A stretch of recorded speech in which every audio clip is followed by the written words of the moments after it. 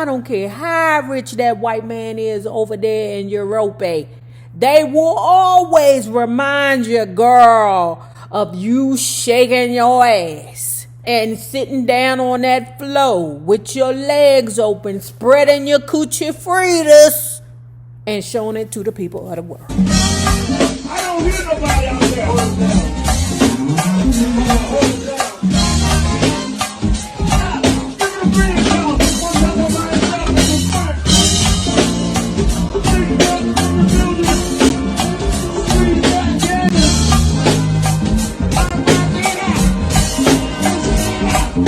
How you liking this book so far?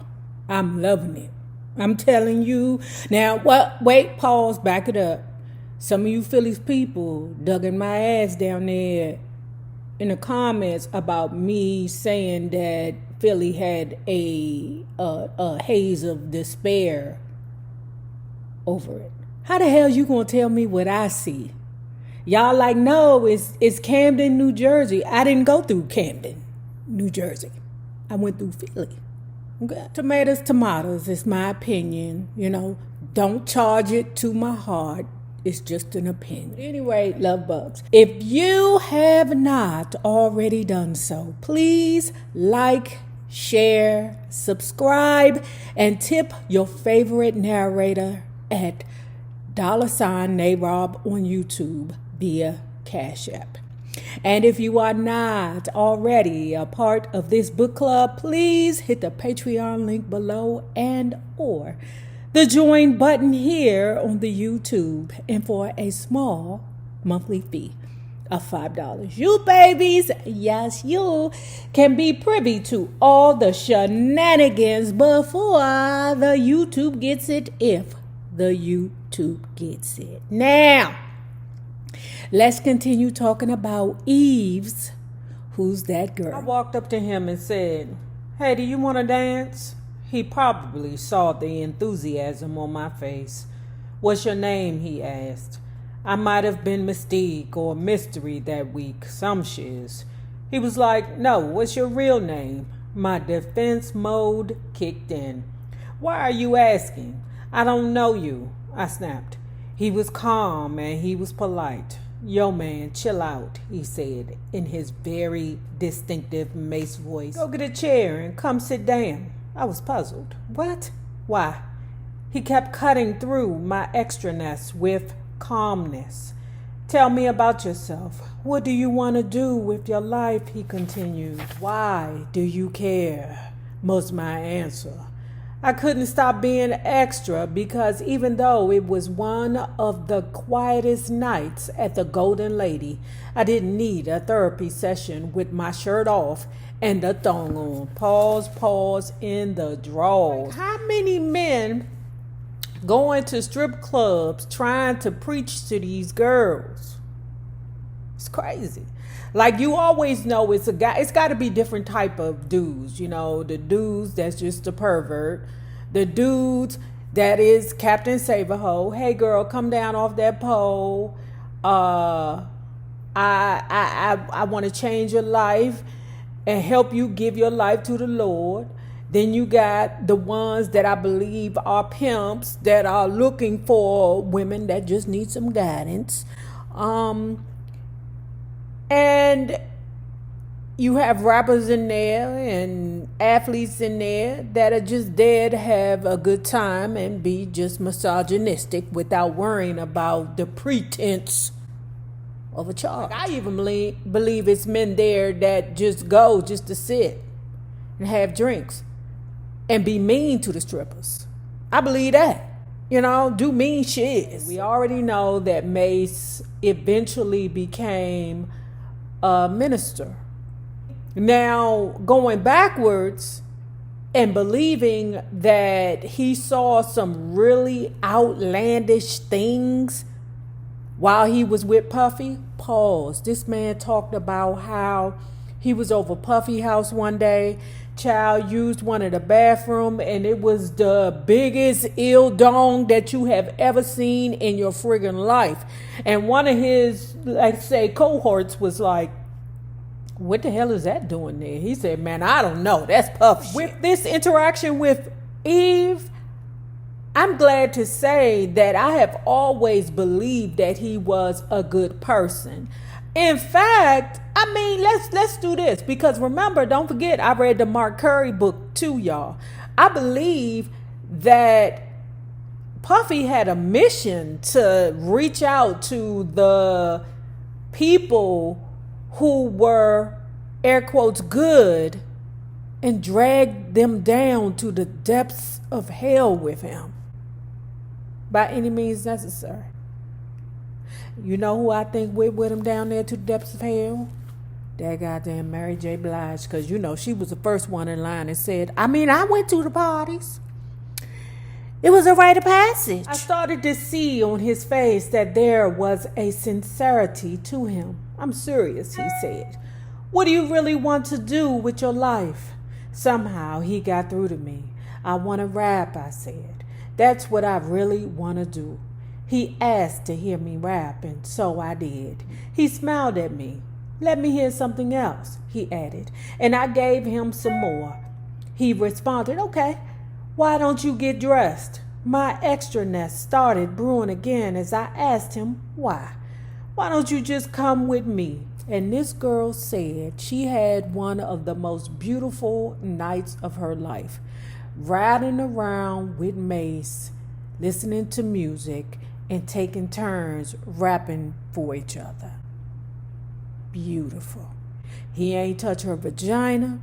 He ain't say, let me see your hand, because you know that's what nasty motherfuckers do. Let me see your hand right quick, and put it on his pickle. None of that. He was an absolute gentleman. Yeah, that Mace, he's like cream. We spent the night playing beats and driving through the city, rapping in his car. It was the lyrical exercise that I needed in my life, and it was the most fun I'd had in New York City since I started dancing there. At one point, he even stopped at Puffy's house to pick up some money, and I just knew that I couldn't go back to my old life. If you really want this, really want it, then you need to stop dancing, he said. Now, I already knew, but I needed to hear it from someone else. I was at Puffy's restaurant, Justin's, in New York one night when Mace showed up. He saw me and ran up to me, grabbed me by the arm, and pulled me to the side. What are you doing in New York? What's up with you? He sounded more concerned than curious. I was proud to answer those questions. No extraness needed. I'm signed to Ruff Ryders, I told him. He was so happy. Once I started recording my debut album, he came to so many of the sessions just to support me and watch it all go down. When I later found out Mace became a pastor, I was not the least bit shocked. I knew he could change people's lives with his words and messaging. Out of everything I learned in those 2 months of dancing, the thing that sticks out most is the repercussions that dancing can have on a woman's life and career. You got that right. Girl, I'm glad you got in front of it, honey, because certain things, I don't care who you are. I don't care how rich that white man is over there in Europe.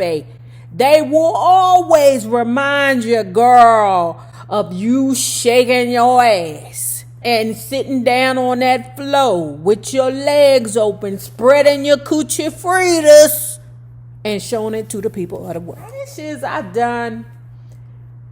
And when I was 15, 16 years old, that ninjas will never let me forget. It follows you for a long time, sometimes forever.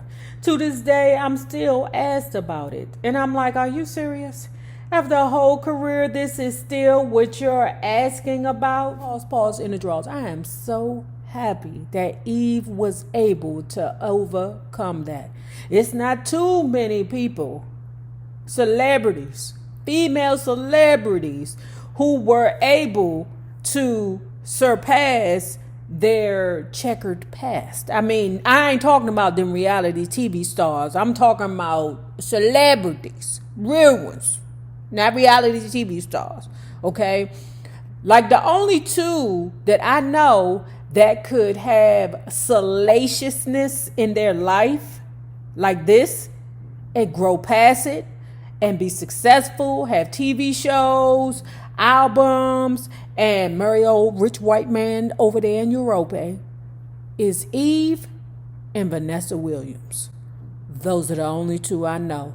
If you know any more who was able to, have that kind of life or have those little sprinkles of indiscretions in their life that are not reality TV stars, put it below in the comment section. It's not like I'm ashamed of it. It just wasn't my path and it wasn't for me. Once I was signed, though, I knew that I had to be the one to address it head on. It wasn't going to be the secret that someone would hold over me and then reveal to the world without my consent. So for my very first cover story with XXL magazine, I had to be the one to bring it up to the interviewers to take the power out of it. For those of you who follow Funky Dineva, ain't he the one that say, never let a mother hunchy spray you with your own tea? You spill your own tea. That's why I be telling y'all some shits, man, because I don't want nobody to come up and be like, oh, they did this and they did. Listen, I tell y'all my tea before somebody tell you my tea, okay? Child, honey, child, because they will do it down here on the YouTube, girl. I also had to prepare my mother for the big reveal when it went to print because she still didn't even know I'd danced. Yikes. I held a gun for the first time when I was 8 years old.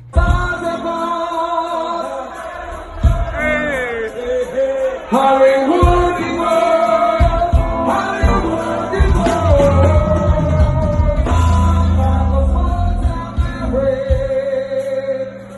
lovely white light, baby carry.